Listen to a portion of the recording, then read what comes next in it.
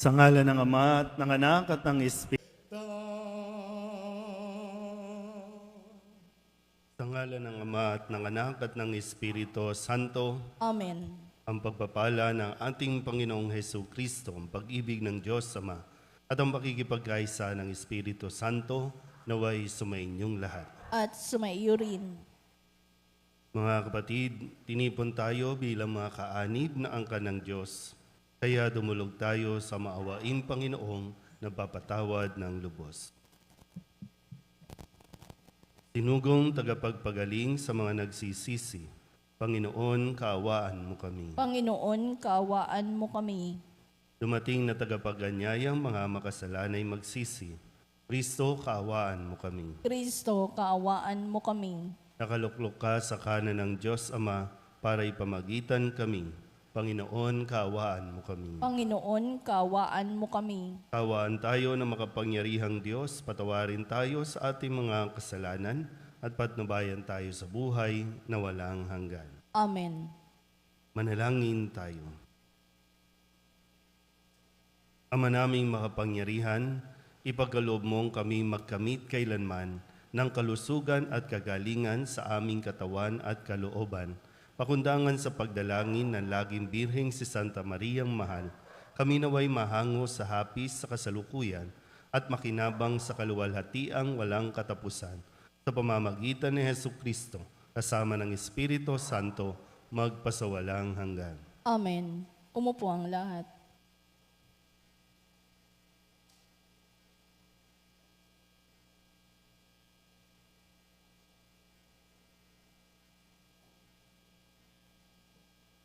Pagbasa mula sa ikalawang aklat ng mga kronika. Pagkamatay ni Joiada, ang mga pinunong Huda ay nagbigay galang sa hari at nagharap ng mga kahilingan. Pinagbigyan naman niya ang mga ito, kaya titinakwil nila ang bahay ng Panginoon at ang Diyos ng kanilang mga ninuno. Nagbalik sila sa paglilingkod sa mga asyeras at pagsamba sa mga Diyos-Diyosan. Bunga nito, nagalit ang Diyos at pinarusahan ang taga-Huda at ang taga-Jerusalem. Ngunit nagsugo ang Panginoon ng mga propeta upang ang mga tao'y magbalik loob sa Kanya. Gayunmay, hindi sila nakinig. Dahil dito, ang Espiritu ng Diyos ay bumaba kay Zacarias na anak ng saserdote Joiada. Tumayo siya sa gitna ng mga tao. Sinabi niya, "Ito ang sabi ng Diyos. Bakit ninyo nilabag ang mga utos ng Panginoon? Gusto ba ninyo mapahamak? Sapagkat itinakwil ninyo siya, itatakwil din niya kayo." Ngunit nagkaisa ang mga tao at sa utos ng hari, binato nila si Zacarias hanggang sa mamatay. Naganap ito sa looban ng bahay ng Panginoon. Hindi man lamang naalala ng Haring Joas ang tapat na paglilingkod sa kanya ni Joiada, na ama ni Zacarias. Bago namatay si Zacarias, ganito ang kanyang sinabi, "Parusahan nawa kayo ng Panginoon sa ginawa ninyong ito." Nang matapos na ang taon, si Joas ay sinalakay ng hukbo ng mga Siro. Pinasok nila ang Huda at Jerusalem at pinatay ang mga pinuno ng hukbo. Lahat ng sinamsam nila ay ipinadala sa hari sa Damasco. Maliit pa man ang hukbo ng mga Siro, ay matagumpay rin laban sa malaking hukbo ng Huda, sapagkat itinakwil nito ang Panginoon, ang Diyos ng kanilang mga ninuno. Sila ang nagparusa kay Joas dahil sa pagtataksil nito. Iniwan ng mga Siro si Joas sa mga na may sugat na malubha. Ngunit pagkaalis nila, nagkaisa ang mga lingkod ng hari na ipaghiganti ang pagkamatay ni Zacarias, kaya pinatay nila si Joas sa kanyang higaan. Inilibing nila ito sa lungsod ni David, ngunit hindi sa libingan ng mga hari. Ang salita ng Diyos. Salamat sa Diyos. Salmong tugunan ang atin pong itutugon. Sa Kanya mananatili ang aking pag-ibig lagi. Tayo pong lahat. Sa Kanya mananatili ang aking pag-ibig lagi. Sabi mo, O Poon, ikaw ay may tipan, na iyong ginawa kay David mong hirang, at ito ang iyong pangakong iniwan. Isa sa lahi mo'y laging maghahari, ang kaharian mo ay mamamalagi. Tugon. Sa Kanya mananatili ang aking pag-ibig lagi. Ang aking pangako sa Kanya'y iiral, at mananatili sa Kanya ang tipan. Laging maghahari ang isa niyang angkan, sintatag ng langit, yaong kaharian. Tugon. Sa Kanya mananatili ang aking pag-ibig lagi. Kung ang mga anak niya ay sumuway, at ang aking utos ay di igagalang, kung ang aking aral ay di pakikinggan, at ang kautos ay hindi iingatan. Tugon. Sa Kanya mananatili ang aking pag-ibig lagi. Kung gayon, daranas sila ng parusa sa ginawa nilang mga kasamaan. Sila'y hahampasin sa ginawang sala. Ngunit ang tipan ko't pag-ibig kay David, di magbabago, hindi mapapatid. Tugon. Sa Kanya mananatili ang aking pag-ibig lagi. Tumayo ang lahat.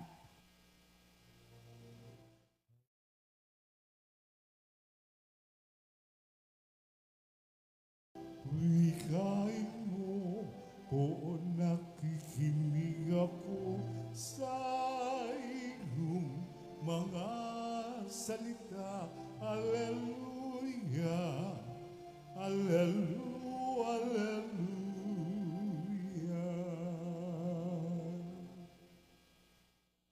Sumainyo ang Panginoon. At sumaiyo rin.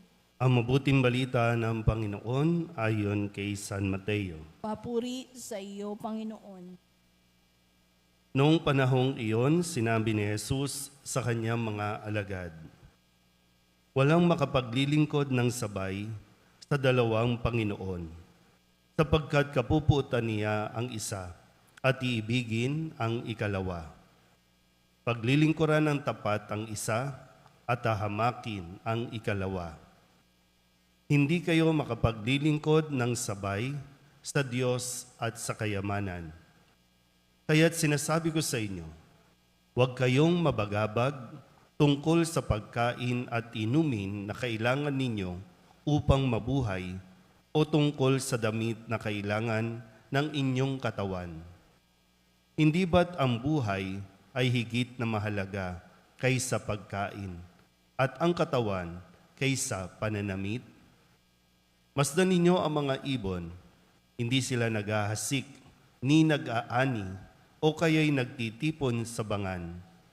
Gayunman, pinakakain sila ng inyong amang nasa langit. Hindi ba't higit kayong mahalaga kaysa mga ibon? Sino sa inyo ang makapagpapahaba ng kanyang buhay ng kahit isang oras sa pamamagitan ng kanyang pagkabalisa? At bakit kayo nababagabag tungkol sa pananamit? Isipin ninyo kung paano sumisibol ang mga bulaklak sa parang. Hindi sila nagpapagal ni humahabi man. Ngunit ito ang sasabihin ko sa inyo. Maging si Solomon ay hindi nakapagsuot ng kasing ganda ng isa sa mga bulaklak na ito, bagamat napakariringal ang mga damit niya. Kung ang mga damo sa kabukiran na buhay ngayon at kinabukas ay iginagatong sa kalan ay dinaramtan ng Diyos, kayo pa kaya? Kay liit ng pananalig ninyo sa Kanya. Kaya't huwag kayong mabalisa tungkol sa inyong kakanin, iinumin o daramtin, sapagkat ang mga bagay na ito ang kinahuhumalingan ng mga taong wala pang pananalig sa Diyos. Alam ng inyong amang nasa langit na kailangan ninyo ang lahat ng ito. Ngunit pag sumakita ninyo ng higit sa lahat, ang pagharian kayo ng Diyos at mamuhay ng ayon sa Kanyang kalooban at ipagkakaloob niya ang lahat ng kailangan ninyo. Kaya, huwag ninyong ikabahala ang para sa araw ng bukas, saka na ninyo harapin kapag ito'y dumating. Sapat na sa bawat araw ang kanyang mga suliranin. Ang mabuting balita ng Panginoon. Pinupuri ka namin, Panginoong Jesucristo. Isang magandang umaga po sa inyong lahat. Ngayon po ay Sabado ng ika-11 linggo sa karaniwang panahon. At ang mga narinig nating pahayag sa buong linggong ito ay punong-puno ng mga payo na kinakailangan natin sa pang-araw-araw nating buhay at napakalaking tulong nito kung ito lang talaga ay hindi natin makakalimutan. Balikan po muna natin ang ilan sa mga pangungusap, mga salita na iniwan sa atin ni Jesus nitong nakalipas na mga araw. Nung Lunes, ang sabi po ni Kristo, "Ngunit ngayon sinasabi ko sa inyo, huwag ninyong labanan ang masamang tao. Kung may sumampal sa inyo sa kanang pisngi, iharap mo pa sa kanya ang kabila." Malinaw po ba yan? Kasi ngayon, yung away-away natin, no, kahit nga sa mga post ninyo sa mga social media, kung may mambato o bumato ng hindi magandang comment, hindi mo kinakailangan mag-comment back. Lalo na kung magkaharap na kayo, yun yung mas matindi. Pero ang sabi, huwag mo nang labanan. Huwag mo nang isipin kung paano mo gagantihan. Nung Martes, ang sabi naman ni Kristo, "Ngunit ito naman ang sabi ko, ibigin ninyo ang inyong mga kaaway at idalangin ninyo ang mga umuusig sa inyo." Yung tamang gawin, ipagdasal sila. Hindi ipagdasal na mamatay na sila, mawala sila sa mundong ito. Hindi ipagdasal na isumpa sila. Kundi ang sabi, ipagdasal ninyo ang mga umuusig sa inyo. Nung Miyerkules, ang sabi naman ni Kristo, "Ang inyong amang hindi nakakakita, ang siya lamang makakaalam nito. Siya na nakakakita ng kabutihang ginagawa mo ng lihim, ang gaganti sa iyo." Hindi naman lingid sa Panginoon kung anong ating mga ginagawa, ano ang ating nararamdaman, maging ang ating iniisip. Ipaubaya natin sa Diyos. At kahapon nung Huwebes, ang sabi naman ni Kristo, "Sa pananalangin ninyo'y huwag na kayong gagamit ng mga maraming salita gaya ng mga ginagawa ng mga hintil. Mas simpleng salita, mas madaling unawain." Gaya ng nasabi ko, alam na ng Diyos ang ating iniisip, lalong-lalo na alam ng Diyos kung ano ang kailangan natin. Kaya simplihan mo lang ang iyong pagdarasal. Kasi minsan maging pagdarasal, ipinagyayabang pa natin. Maging pagdarasal, ipinagmamalaki natin sa iba. Nung Biyernes, kahapon, ang sabi naman ni Kristo, "Huwag kayong mag-impok ng kayamanan dito sa lupa. Dito'y may naninirang tanga at kalawang at may nakakapasok na magnanakaw." Ang tiyakin natin ay kung meron ba tayong naiipon na kayamanan doon sa langit. Huwag na, iwasan natin. Isang tukso kasi yung pag nainggit tayo sa mga mayayaman. Pag nainggit tayo sa kung ano ang mayroon ang iba. Kaya motivated yung tao ngayon na magtrabaho para lang magkaroon din ng katulad ng iba. Kaya ngayon, sabi ni Kristo, huwag na ninyong ikabahala ang para sa araw ng bukas, saka na ninyo harapin kapag ito'y dumating. Yung mga inaalala kasi natin, mga pinoproblema natin, karamihan dyan, mga material na bagay. Ito yung nagpapabalisa sa atin. Kung tutusin po, kahit gaano kayaman ang isang tao, kapag nadelikado ang buhay, walang magagawa ang pera. Naranasan na natin yan ng mga panahon ng COVID. Kahit gaano kayaman, kapag nadapuan ka ng COVID, wala na. Yun yung isang realidad lang na pwede natin matutunan. Kaya bakit tayo mamumblema sa mga bagay-bagay? kapag nagbubukas ka ng social media, nanonood ka ng TV, ang laging sinasabi ay dapat mayroon kang ganito. At ano ang nako-compromise sa paghahangad natin na magkaroon ng mga bagay sa mundong ito? Hindi na tayo magsisimba. Ang lagi natin obserbahan dito sa lugar natin, ang daming business dito, ang daming nagtitinda, dito pumupunta mga tao para mamalengke o mamili ng kung ano-ano. Pero yung mga tao dito, abalang-abala. Kasi sa kanila, kailangan nilang kumayod araw-araw para lang makabili ng mga bagay na gusto nila. Kasi magkakaroon lang tayo talaga ng yung kakontentuhan o maging kontento tayo sa mga bagay na kung ano ang mayroon dyan, makuha natin maging masaya, nakakatiyak tayong mas magiging maayos ang ating pamumuhay sa araw-araw at mas mapapahalagahan natin ang pagsisimba o ang pagdarasal. Ano bang pinoproblema ninyo? Kayo mga naririto, mga nasa online, anong pinoproblema natin? Isipin nyo nga, anong pinoproblema natin? Sa inyo, yung mga nandito, sakit? Rayuma? Diba, kahit marami kayong pera, wala eh. Pag sinumpong ka ng rayuma, kahit anong ointment ilagay mo dyan, wala. Simple nga lang yun, di ba? Natutokso tayo na sumamba sa kung sino-sino, kung ano-ano. Kahit nga sa tao eh. Pag nagkaroon ng sabay na gawain ang simbahan o ang mga kilalang tao, mas puno ang gathering ng mga tao kaysa sa simbahan. Kasi ang pinoproblema natin, sayang naman yung ipamimigay na bigas. Sayang naman yung ipamamahaging mga relief. Sayang naman yung makukuha nating ayuda. Sa kanayang simba na yan. Nandyan lang naman yan. Parang laging last priority natin, ang Diyos. Unang-una dapat siya.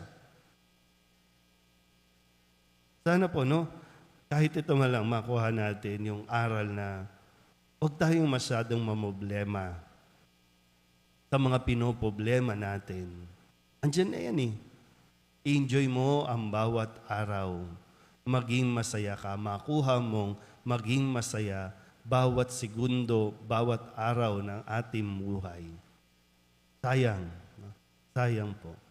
Maraming biyaya ang ipinagkakaloob ang Diyos kahit hindi mo hinihingi, binibigay niya. Yun sana, mas makita natin yun kaysa yung tingnan natin yung mga bagay na inihingi natin na hindi pa ibinibigay. Kasi baka hindi naman talaga yon ang kailangan natin. Alin ba, pag pinapili ba kayo, alin mas gusto nyo? Kalusugan, magandang kalusugan, o maraming pera? Pwede pong pareho.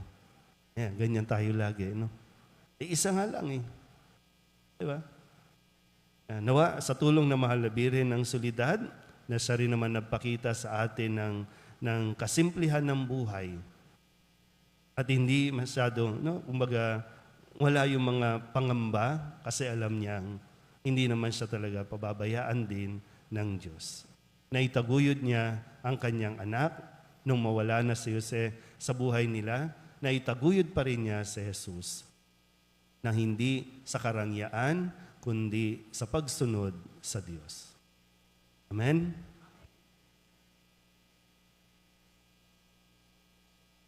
Mahabaging Ama, marapatin po ninyong dinggin ang aming mga panalangin sapagkat nananampalataya kami sa iyong anak, aming Panginoong Hesukristo. Lumalapit kami sa Kanya sa pamamagitan ni Maria. Bilang isang sambayanan, taimtim tayong manalangin at sabihin sa pamamagitan ng mahal na Birhen ng Solidad, Ama, pakinggan mo kami. Sa pamamagitan ng mahal na Birhen ng Soledad, Ama, pakinggan mo kami. Sa pamamagitan ng aming binyag, kami ay tinawag mo sa pananampalataya. Naway patuloy kaming tumugon sa tawag ng mahal na Birhen ng Soledad. para sa pagbabalik loob, pagsisisi at pagtatalaga ng aming mga sarili sa Diyos. Manalangin tayo.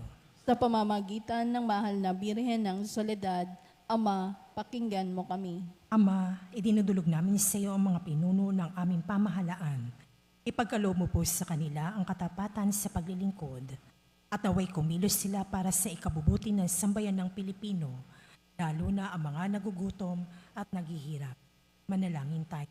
Sa pamamagitan ng mahal na Birhen ng Soledad, Ama, pakinggan mo kami. Ama, inilalapit namin sa iyo ang aming parokya, ang Nuestra Señora de la Soledad, at ang mga samahan na bumubuo nito, gayon din ang Archdiocese ng Maynila at ang Simbahang Katolika sa bawat sulok ng mundo. Gawin mo kaming masigasig na makibahagi sa mga gawain ng simbahan, maging bukas palad sa pag-aali ng sarili, sa gawa at panalangin, at mamunga nawa ang lahat ng ito ng kabanalan, hustisya at kapayapaan. Manalangin tayo. Sa pamamagitan ng mahal na Birhen ng Soledad, Ama, pakinggan mo kami. Si Jesus ay nananatili sa ating piling sa Santisimo Sakramento. Kaya kami po ay nananalangin para sa bokasyon sa pagpapari, upang patuloy naming matanggap ang pagpapala ng Eucharistia na sentro ng Kristiyanong pamumuhay. Manalangin tayo. Sa pamamagitan ng mahal na Birhen ng Soledad, Ama, pakinggan mo kami. Pinakita ni Jesus ang kanyang pagmamalasakit sa mga may sakit. Kaya tatatangin naming hiling, nalingapin mo at palakasin ang mga kapatid naming may karamdaman at nanghihina. Manalangin tayo. Sa pamamagitan ng mahal na Birhen ng Soledad, Ama, pakinggan mo kami. Idinadalangin namin ang lahat ng mga kapatid namin yumauna, patawarin ang kanilang kasalanan at gantimpalaan sila ng tahanan sa langit. Manalangin tayo. Sa pamamagitan ng mahal na Birhen ng Soledad, Ama, pakinggan mo kami. Bilang ina, ipinakita ni Maria ang mga mabubuting katangian, lalo na ang katapatan, pagpapakumbaba, pagsunod at kalinisan, upang hindi maging hadlang sa misyon ng kanyang anak. Kaya itinataas namin sa iyo ang mga kababaihan, mga ina ng tahanan, na pagkalooban mo sila ng puso tulad ng kay Maria, at maging inspirasyon nawa sila ng aming pamayanan, bawat mag-anak. Dalangin tayo. Sa pamamagitan ng mahal na Birhen ng Soledad, Ama, pakinggan mo kami. Ang lahat ng ito inihiling namin sa ngalan ni Kristong aming Panginoon. Amen. Umupo ang lahat.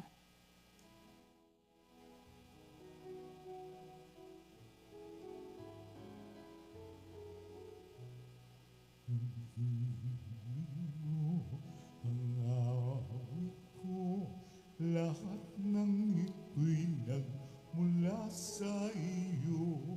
Muli ihandog sa iyo, buong puso kong inaalay sa iyo. O Diyos, o Panginoon, lahat ay biyayang aming inampun, aming buhay at kakayahan. Ito'y para lamang sa iyong kalwalhatian.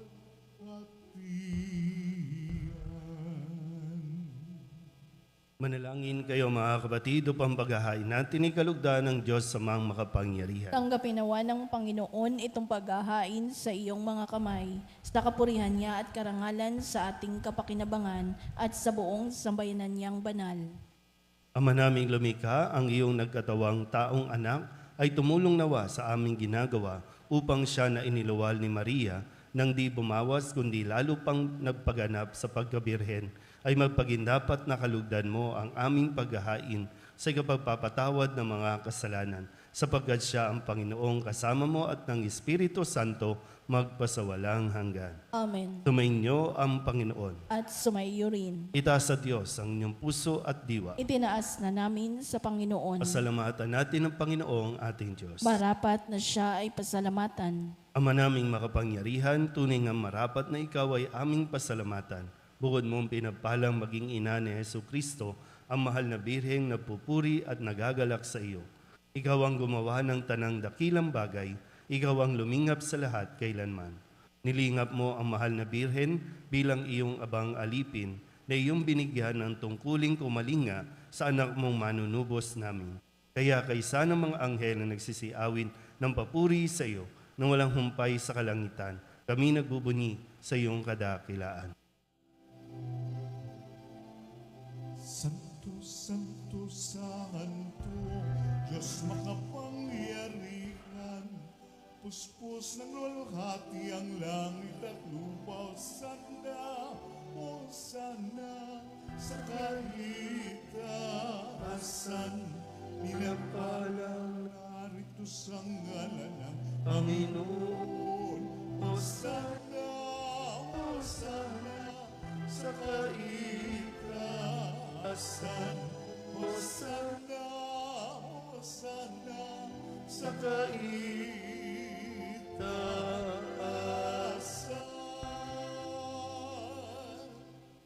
Ama naming banal, ikaw ang bukal ng tanang kabanalan. Kaya't sa pamamagitan ng iyong Espiritu, gawin mong banal ang kaloob na ito upang para sa aming maging katawan at dugo ng aming Panginoong Hesu Kristo. Bago niya pinagtisang kusang loob na maging handog, hinawakan niya ang tinapay, pinasalamatan kaniya, pinaghati-hati niya iyon, iniabot sa kanyang mga alagad at sinabi, tanggapin ninyong lahat ito at kanin, ito ang aking katawan na ihahandog para sa inyo.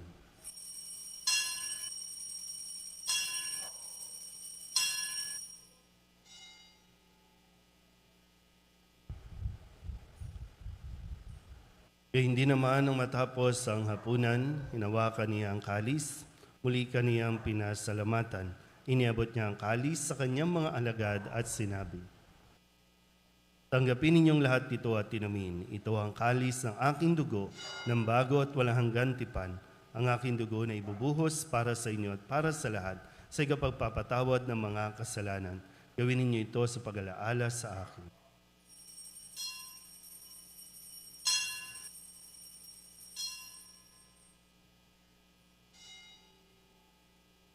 Ipagbunyi natin ang misteryo ng pananampalataya.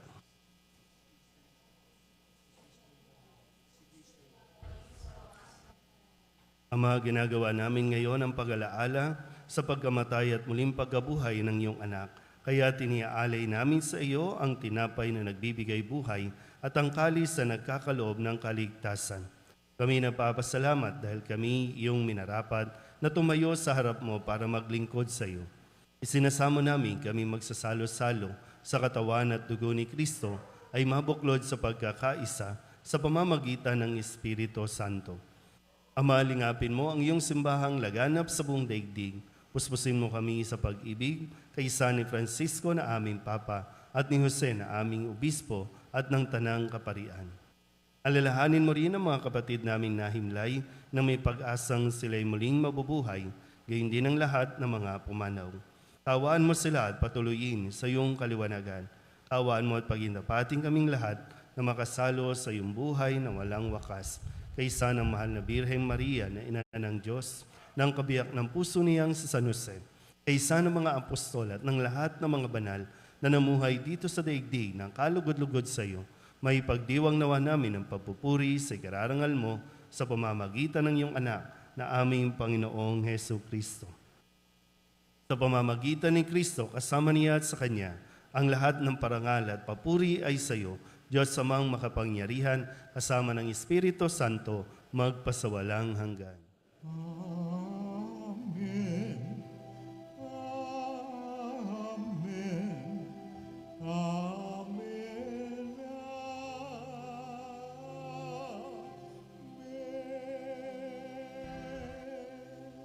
Sa tagubilin ng mga nakagagaling na utos at turo ni Jesus sa Panginoon natin at Diyos, ipahayag natin ng lakas loob.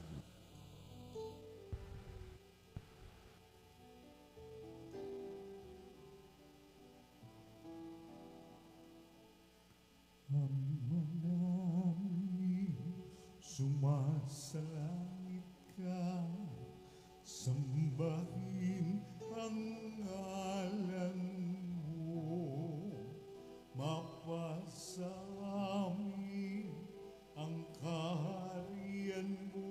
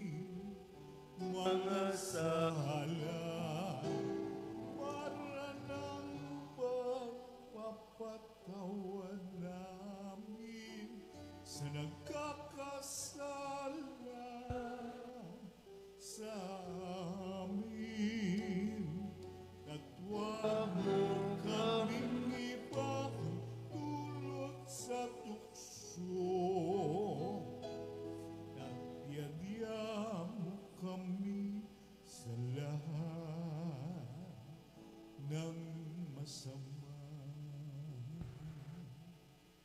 Inihiling namin kami iadya sa lahat ng masama, pagkalooban ng kapayapaan araw-araw, iligtas sa kasalanan at ilayo sa lahat ng kapahamakan. Samantalang aming pinananabikan ang dakilang araw ng pagpapahayag ng tagapagligtas naming sa Yesu Kristo. Sapagkat iyo ang kaharian at ang kapangyarihan at ang kapurihan magpakailanman. Amen. Panginoong Hesu Kristo, sinabi mo sa iyong mga apostol, kapayapaan ang iniiwan ko sa inyo, ang aking kapayapaan ang binibigay ko sa inyo. Tunghayan mo ang aming pananampalataya at huwag ang aming mga pagkakasala. Pagkalooban mo kami ng kapayapaan at pagkakaisa ayon sa iyong kalooban, kasama ng Espiritu Santo, magpasawalang hanggan.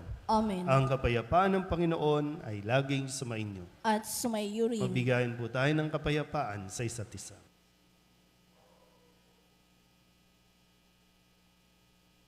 Kordero ng Diyos na nag-aalis ng mga kasalanan ng sanlibutan, maawa ka sa amin. Kordero ng Diyos na nag-aalis ng mga kasalanan ng sanlibutan, maawa ka sa amin. Kordero ng Diyos na nag-aalis ng mga kasalanan ng sanlibutan, ipagkaloob mo sa amin ang kapayapaan.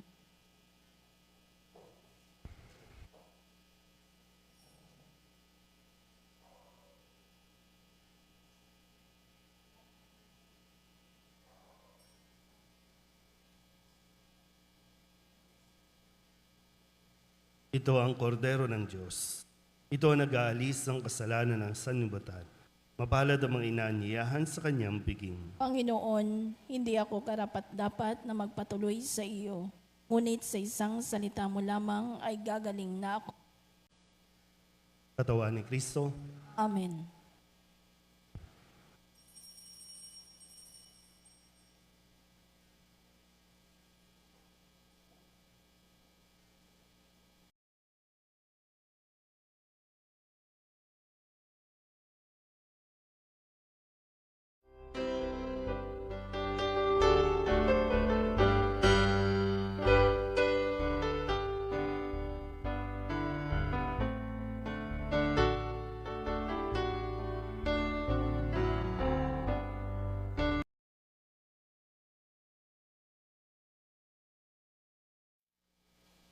manalangin tayo.